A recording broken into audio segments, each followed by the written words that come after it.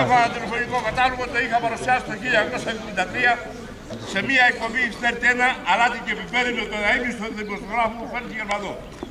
Και έστησα πιο γρήγορα τότε από έναν άνθρωπο στις δύο χαρτιά ένα τηλεφωνικό κατάλογο. Τότε θα μου πείτε ότι ήμουν και πιο μικρός. Ναι, αλλά και στα 65 τολμώ.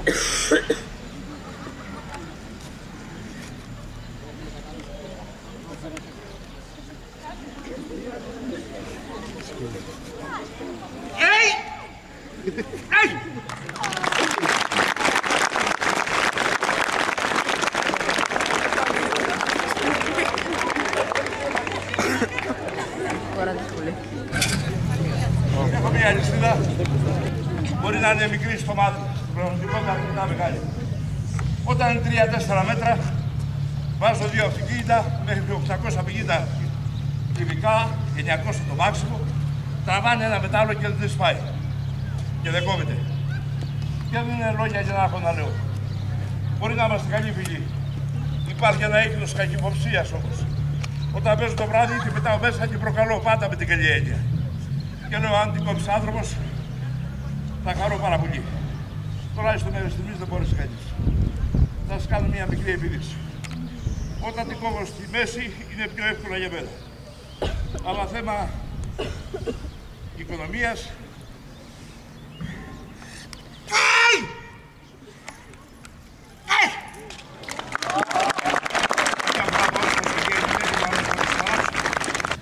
Ανεξάρτητα εγώ αν τα βάζω αμέσως στη θέση τους.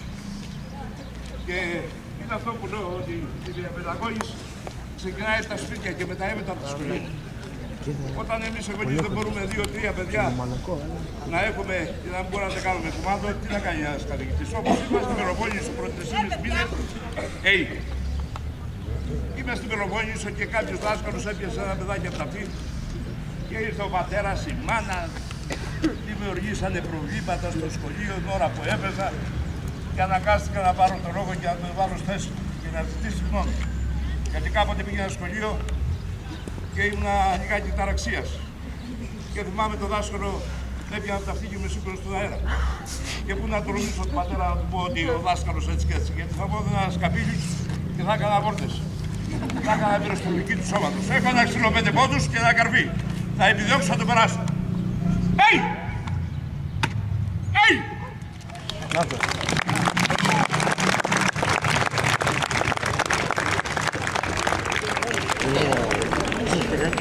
Έχω μία μπρόκα μεγάλη και θα επιδιώξω να τη στραβώσω και όχι να τη στραβώσω μόνο, αλλά θα επιδιώξω να την παρουσιάσω ένα γαλλικό σίγμα.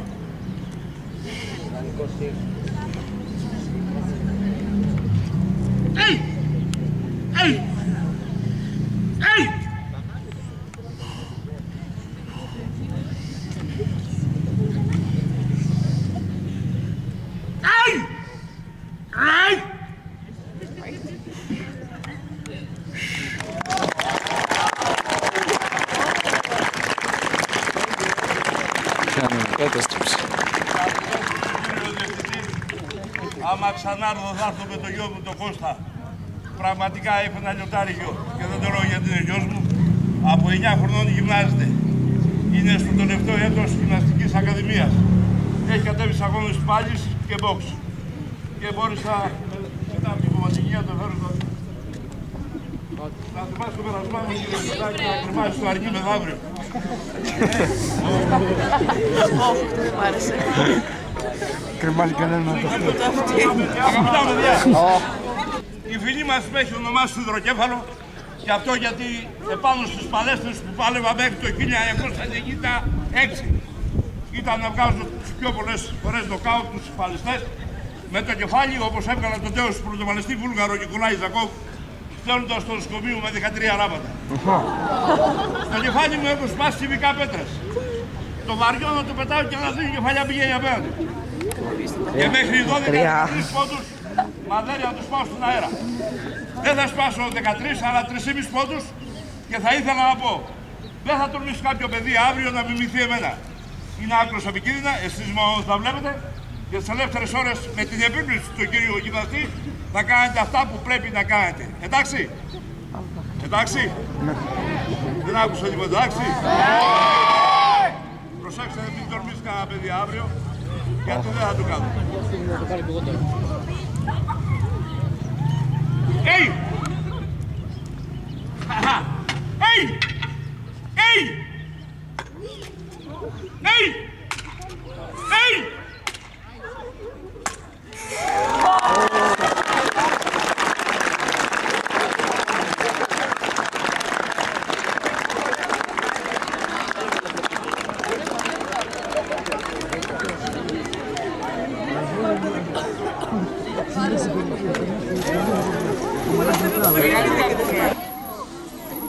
Μεγαλεία. Εκατομμύρια τσουβάλια πέρασαν από τα χέρια μου. Εγώ δεν τα κράτησα όταν πάλευα έξω στο εξωτερικό. Αμέτρητες ευκαιρίες να μείνω έξω. Η αγάπη μου για τον τόπο με άγκασε να είμαι εδώ. Δεν το έχω μετανιώσει. Όπως δεν έχω μετανιώσει όπου έβλεπα αυτό και έβαζα το χέρι τσέπη. Ίσως ό,τι κάνει κάθε ένας εδώ τα πληρώνει. Και δοξάζω το Θεό που στα 65 νιώθω ότι είμαι 35 ετών. Και νομίζω εάν δεν πάθω καμιά ζημιά, έχω άλλα 20 χρόνια μπροστά μου. Έτσι νομίζω. Έτσι θέλω να πιστεύω. Εν πάση περιπτώσει, αγαπητά μου παιδιά, όταν παίζω το βράδυ έχω μια καρέκλα, κάθομαι πάνω, έχω σκοινιά, αλυσίδες, με δένουνε, καμιά φορά τις κόβω, καμιά φορά δεν λύνομαι και λύνομαι. Είμαι άνθρωπος όπως είστε κι εσείς. Θα ήθελα να παρακαλέσω κανένα δυο κύριους καθηγητές να έρθετε μέσα. Ελάτε μέσα.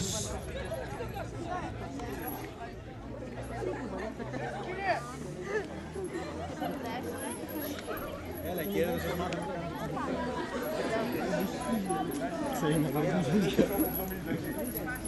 Θα βουτά όπως νομίζεις, με όλη την αρχή σου, θα βάλεις κόντρα τα πόδια σου, ό,τι θέλεις όπως μπορείς. Στα χέρια μου, δεν είναι πολύ μεγάλη αυτή. Για τα χέρια. Άμα θέλεις άλλους θα περάσουμε. Καργάρες μέσα.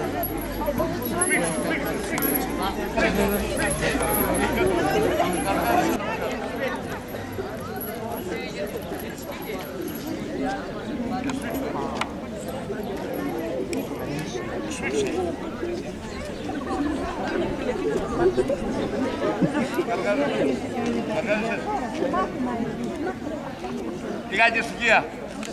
Καμιά φορά όταν είμαι μια φορά τη πάω. Όταν είμαι στα καλά μου. Και καμιά φορά δεν γίνομαι. Hey! Hey! Hey! Hey! Hey! Hey! Hey!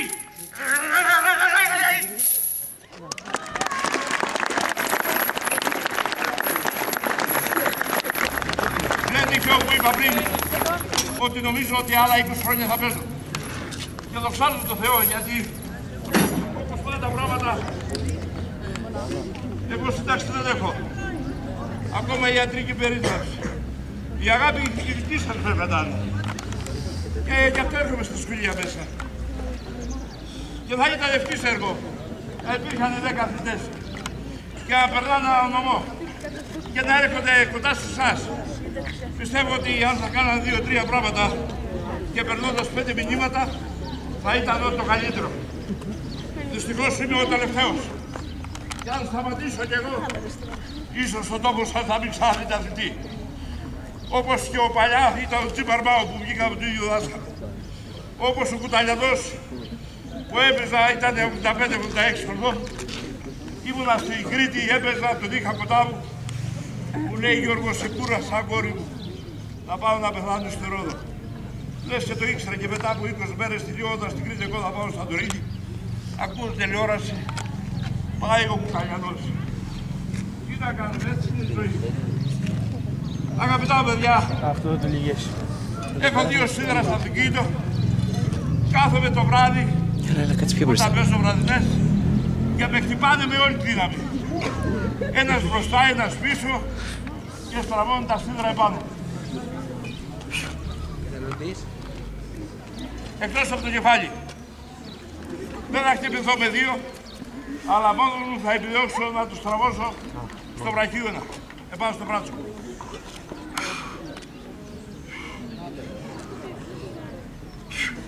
Hey! Hey! Hey! Hey! Hey! Hey!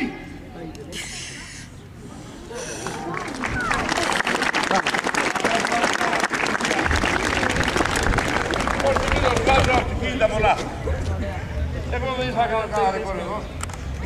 Ήρθα να με δείτε και να με δείτε τώρα που είμαι αυτός που είμαι.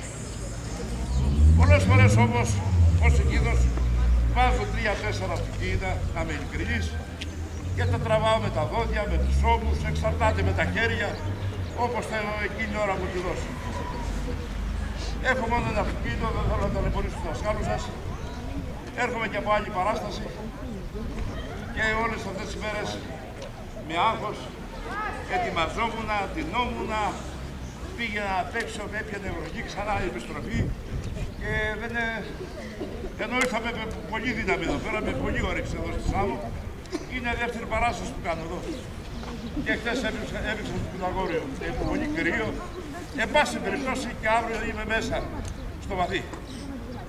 Αγαπητά μου παιδιά, έχω ένα αυτοκίνητο στη διάθεσή μου. Για να μην ταλαιπωρώ τους καθηγητές, θα σας κάνω μια μικρή επίδειξη και καθίστε όπως είστε λιγάκι στους πύρους από εκεί.